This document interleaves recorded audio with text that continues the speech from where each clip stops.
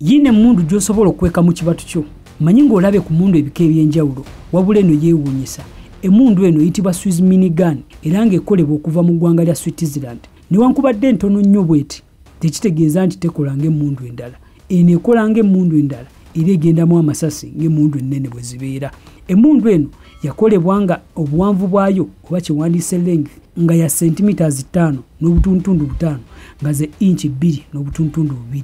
Obuwanvu oba kiyite height ng'erina centimeters 3 n'obutuntundu 5 nga ye inch 1 n'obutuntundu 4. Obuzito bwayo ezito wakati wa grams 2 ku 19.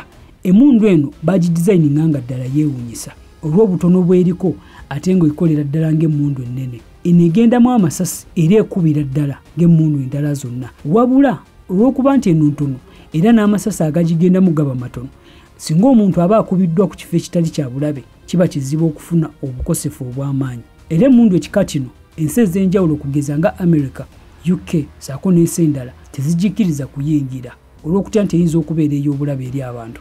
Gw'ayagala okugigula egambibwa okuba eri wakati wa $62 ku $65. So gwagyetaaze osobola okugyeyiwamu naawe n'otambula ng'ogaludde.